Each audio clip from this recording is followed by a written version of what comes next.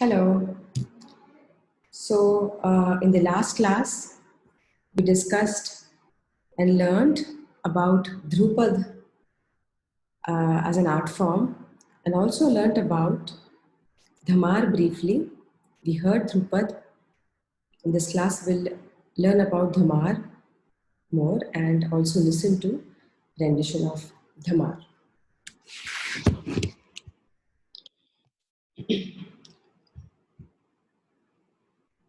Now, Dhamar, as we learned, is a lighter form than the Dhrupad, also in its rasa and also in its presentation, and also in its that it is rendered after the Dhrupad rendition.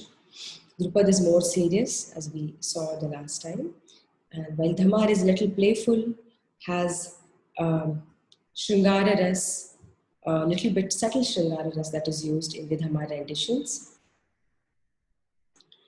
So Dhrupad and Dhamar, we learned that both have distinct styles of rendition. It is believed that Mia Tansen of Gwalior initiated the Gobarhan Bani. Brichchanda from Dagar Gharana initiated the Dagar Bani. Raja Samokhan Singh of Kandhar initiated the Kandahar Bani, and Sri Chand of Nauhar initiated the Nauhar Bani. Now, Dhrupad and Dhamar, as we learned, both have distinct style of rendition. In the beginning, the rag is executed with the help of syllables like nom, tom, dere, na, similar syllables, such syllables. This portion of singing is known as the ala and is without any rhythmic accompaniment. The ala culminates into fast rhythmic singing in the jor pattern of instrumental music. This is followed by the composition. The composition is sung with various improvisations taking phrases of the lyrics. This part is known as upaj, which is unique to Dhrupad singing. The improvisations are done by doubling, tripling, or quadrupling the actual tempo before returning to the original tempo. Dhamar is also rendered in a similar manner. Tal becomes a very important aspect of singing Dhrupad Dhamar.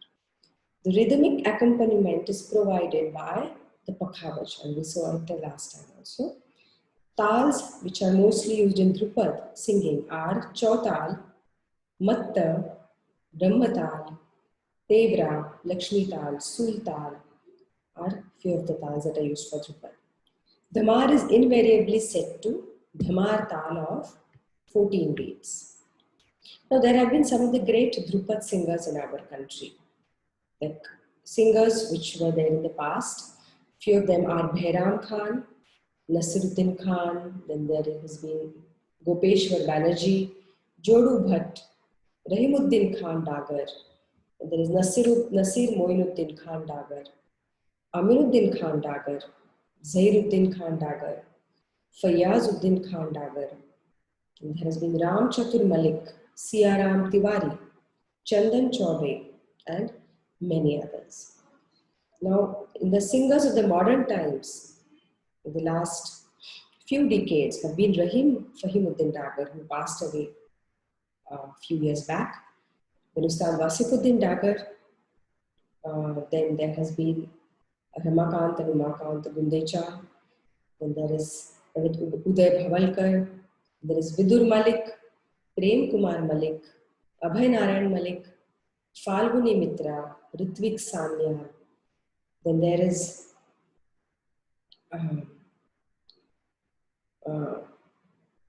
there has been Ustad Bahauddin Dagar, who is not exactly a Dhrupad singer, but he plays the Rudra Veena, which is according to the Dhrupad style. So there have been many practitioners all across the country, but compared to Khayal, which is a more modern form of raga representation, the practitioners of Dhrupad and Dhamar are less. But we have to remember a few things in Dhrupad and Dhamar. The Dhrupad and Dhamar are the oldest forms of Hindustani music which are still practiced in the present times. The literature of Dhrupad contains praises of deities or patronizing kings. Subject matter of Dhamar contains description of Holi, the festival of colors. Tals used in Dhrupad singing are Chautal, Sool Tal, Tevra, then Matta Tal, Brahma Tal, and Rudra Tal mainly. Dhamar is invariably set to Dhamar Tal. Both the forms are sung to the rhythmic accompaniment of Pakhavach, a percussion instrument. Khayal music. Now we come to Khayal.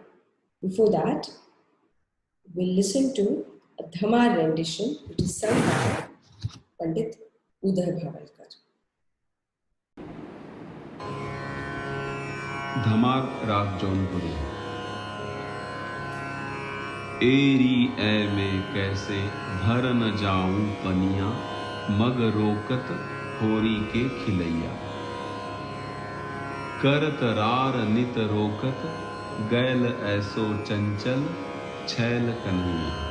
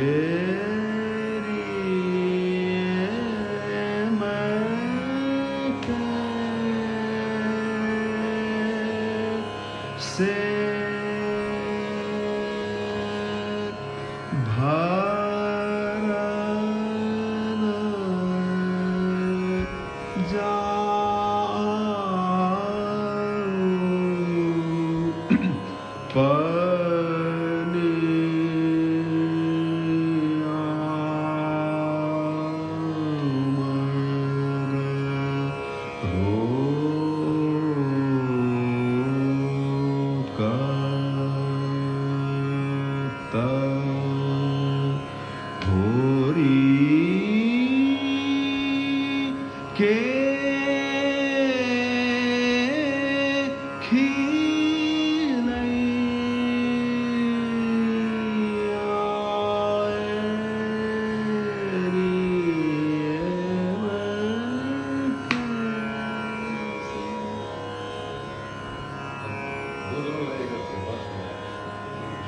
तीव्र शब्द होगा लेकिन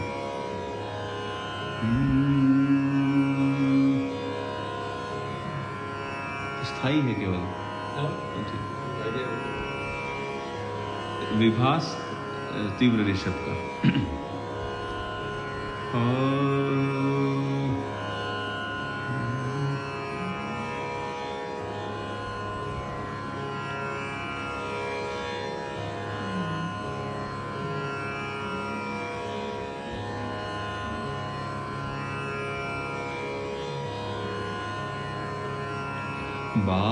बाजे ध्यान आवत ही बूझू धुनी आत्म की ठोक फूक घम कमीन सूत ग्राम की है बाजे ध्यान आवत बूझू धुनी आत्म की ठोक फूक घम कमीन सूत बाट ग्राम की है बाजे ध्यान आवत।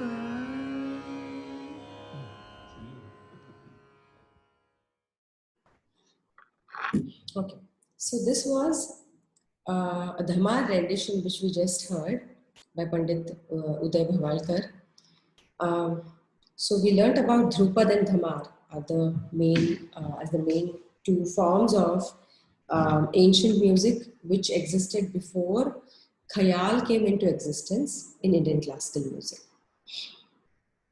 Now we learn about Khayal. What is a Khayal and why at all Khayal originated? Why did it come into existence when Dhrupad was already being sung and already being practiced, which was already a widely performed art form. When Dhrupad and Dhamar were already being widely performed, why did Khayal come into existence at all is now we will come to know. Now Khayal is basically got in India by the Persians. When there is any kind of change that happens, be it in music or be it in any other culture or any other facet of human life, there is a reason for that change. Any kind of change does not happen just out of nowhere. So when this change happened, when Indian classical music moved from Dhrupad to Khayal, what was that reason behind this change is something which needs to be understood. Now this change happened when there were Mughal attacks by the Muslims. When there were attacks by the Muslims, the attacks were mainly done in the North Indian regions. Muslims first attacked Delhi, and then, of course, the neighboring states, the neighboring parts around Delhi were also affected largely. When this region got affected, the Persians, the Muslims also got Khayal with them, and they started propagating this particular music in the regions nearby. Now what happened with Khayal was more liberal. It wasn't as rigid as Dhrupad. Dhrupad's main purpose was to portray rag in its purest form, and it was mainly written in the praise of gods and kings and deities. While Khayal carried more of Shringara Ras, it spoke about love relationships between the lover and the beloved. It spoke about human relations largely, and it spoke about the subjects which were closer to humans and their life. It was not only about praising gods and deities and kings and rulers. It was more about human life, and it was more about the emotions that humans were experiencing every day. So naturally, the people found Khayal, the subjects that were dealt in Khayal, closer to their heart, closer to their life. And that is how there was closer connection with them. There was instant connection with them. With regards to the melody and tal, the melody was also the approach of swaras, the use of swaras was also less rigid than that of Dhrupad. There was, the tals used were different. The tabla came into existence after Khayal was originated. The tals that were used were slightly lighter or of lower depth, we can say, than the pakhavaj, than the tals that were used in the Dhrupad. And that is why if we even listen to the sound of pakhavaj and the tabla, we can easily make out that the sound of pakhavaj was more intense, is still more intense. It resonates for a longer period of time. And the same rendition on the tabla with the different set of tals has less resonance and is lower in depth in terms of sound than which are played on the pakhavaj.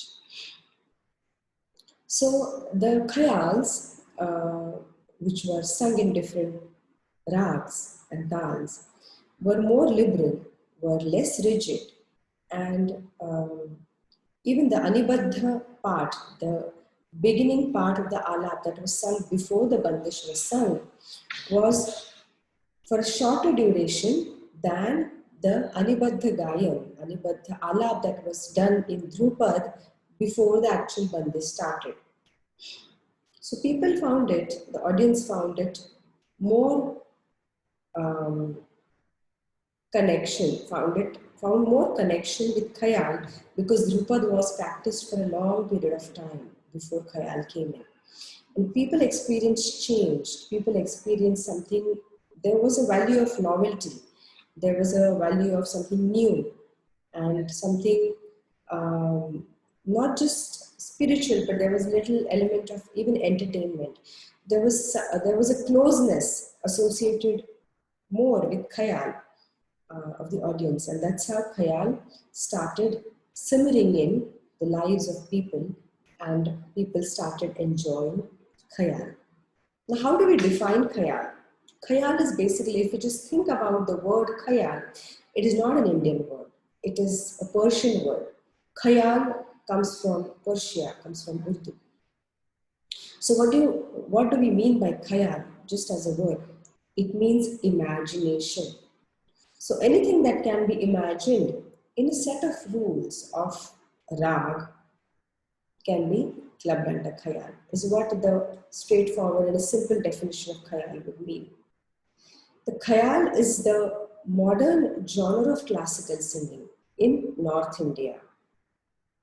Khayals are more free and flexible form, and it provides greater scope for improvisation than the earlier forms of classical singing. Khayal in itself, on a repertoire of short songs, is called a bandish. Every singer generally renders the same bandish differently, with only the text and the raga remaining the same. Now, there are many bandishes which were composed right after Khayal originated by Sadarang Adarang and by many composers of those times, and which are still sung in today's times, even after centuries later. But each singer renders the bandishes from the ancient times differently, and that is the beauty of it, that is the aesthetics of it, that each uh, composition is rendered differently. The text and the grammar of the rag remains the same. Khayal Bandish is typically composed in a variant of Urdu or Hindi and sometimes in Marathi or Punjabi. But the main language which is used for composing a Bandish is Braja Bhasha, which is the dialect of Hindi. Now, it is after this time that the music, Indian classical music, was divided in two different parts. One is North Indian music or Hindustani music, and other is the Carnatic music or the South Indian music. Now, there has been, initially before Khayal came in, there was only one music all throughout the country. There were no different types of music, two types of music. But when the Mughals attacked the North India, in Delhi, the southern part of the country remained unaffected by these attacks. And that is why they still preserved their music the way it was. They did not change it according to the new people that came in India and the new music that came in India. So the Carnatic music that we see today, that we hear today, has also been changed a little bit, but not so much like the Northern Indian classical music or the Khayal music has changed, or the Hindustani music has changed. There has been certainly changes in Carnatic music also, but they are not as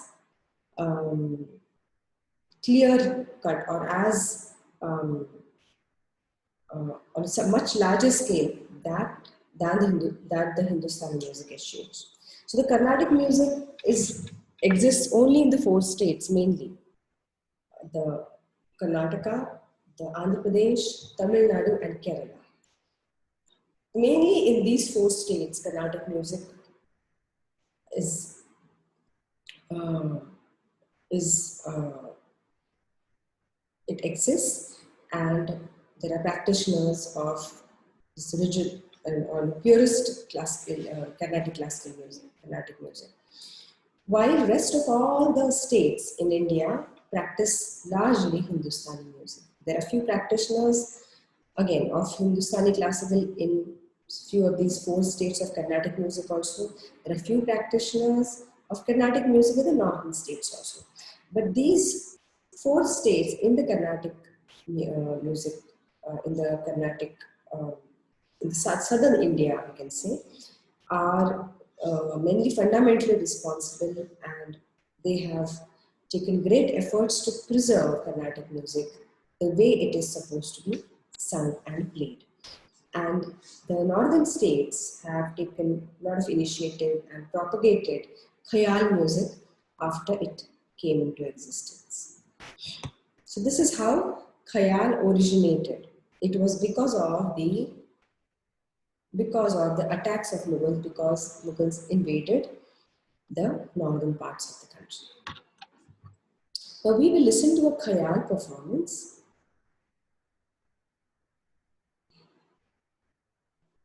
We will listen to a Bada Khayal by Prabha Atre first. So there are two types of Khayal now. Okay, one is a Bada Khayal, or a Khayal which is sung in Vilambit Lay. Vilambit Lay, we saw what is meant by Vilambit Lay when we learnt about Lay. Vilambit is a very, very slow tempo. Okay? So there is a Bada Khayal or a Vilambit Khayal which is sung in a very slow tempo. Then there is Madhya Lay Khayal, and there is Chota Khayal also. So there is a Bada Khayal and Chota Khayal. So Chota Khayal is sung in a medium or a fast tempo, and is sung for a shorter duration, 5 minutes, 10 minutes, 15 minutes, whereas Bada Khayal is sung for about half an hour, or maybe even more than that sometimes. So let's first listen to what is a Vilambit Khayal, sung by Dr. Prabhat Ray.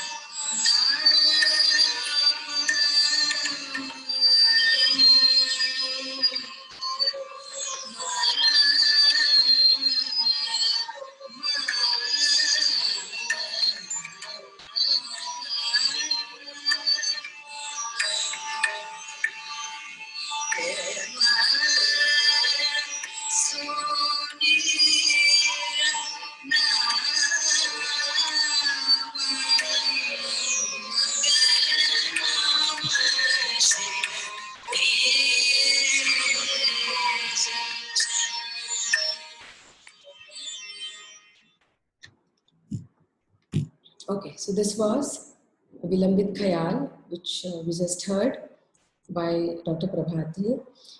If you've noticed, the if you've noticed the lay of this khayal, it was very slow. It was at a very slow pace that the rag was developing. It was getting improvised. So this is basically a very slow pace of khayal, which is the Vilambit khayal, in which the main purpose of singing at a very slow tempo is to uh, do the improvisation with the help of alaps and build the rag. Then we'll also listen to a chota khayal, which is another type of khayal. It's shorter in duration.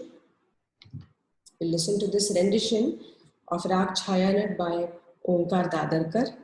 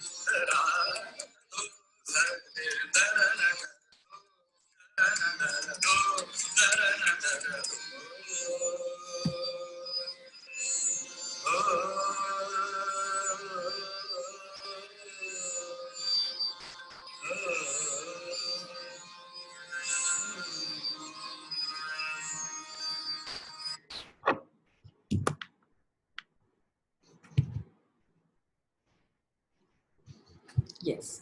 So this was a Chota Khayal sung in Rag Chayanad by Onkar Dadarkar.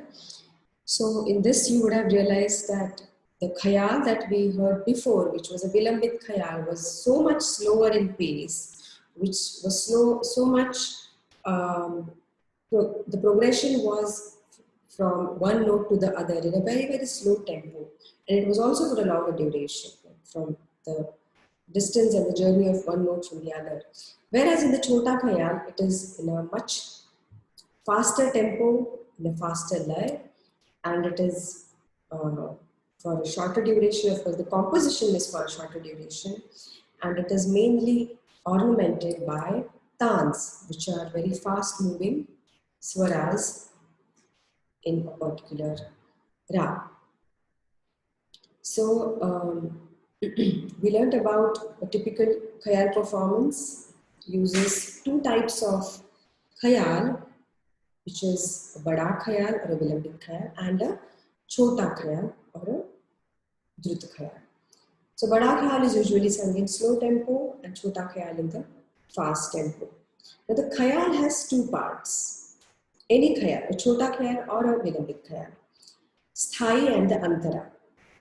The sthai has its movements generally in the lower and the middle saptak, the kharja and the madhya saptak, and all melodic variations and improvisations.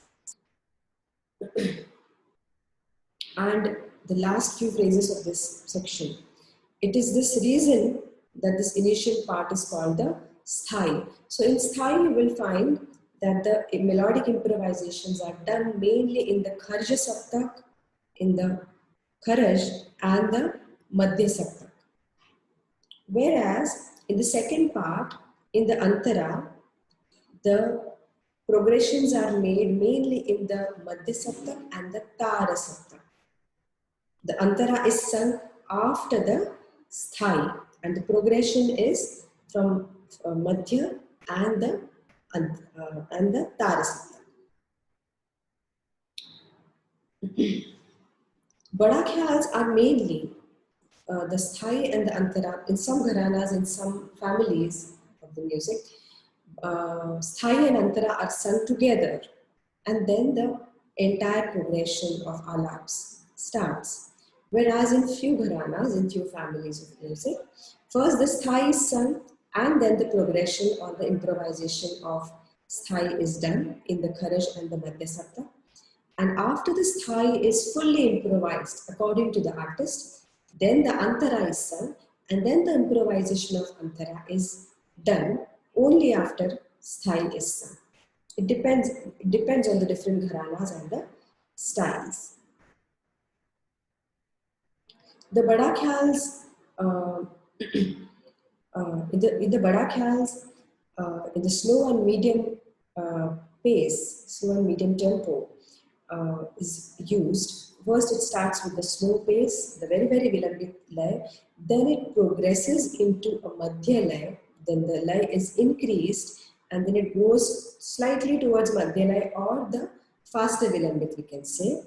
And then there is improvisations like bol ala, bol tan, and bol bat are done in that increased lay within the vilambit lay. Then in Chota Khyal, detailed alaps are not done much. That work is already done in the Vilambit Khayal. So the Chota Khayal, it comprises more of tans, the faster tans, the bol tans, and the sargams, and different ways of ornamenting it in the faster pace.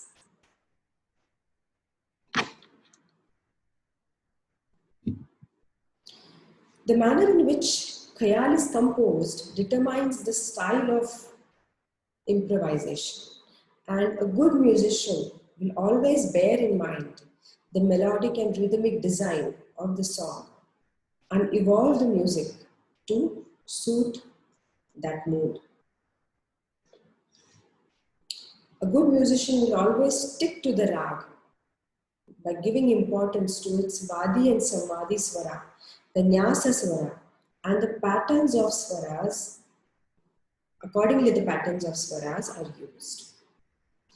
Mastery over tal is also important. It's very, very important. So, a good musician will follow all of these features of the khayal.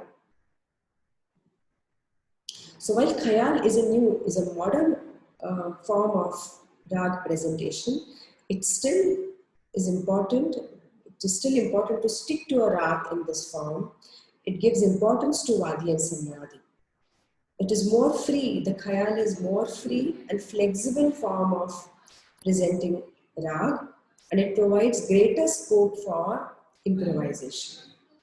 In a khayal, there is both nibaddha and anibaddha gayan, and the structure is different from that of Dhrupad. In Khayal also there is Anibaddha Gayan and Nibaddha Gayan. Anibaddha Gayan is the alapi part which is sung before the composition starts. It is not bound to any tal, but it is improvisation of rag in the beginning part. Then comes the Nibaddha Gayan, which is a composition which is set to tal, which is set to lay, and also the alaps and tans that come after all of that, which is all Nibaddha in a lay and tal. So this is about Khayal, and we stop here today, and in the next class we'll learn more about the raga time cycle, which is very widely used.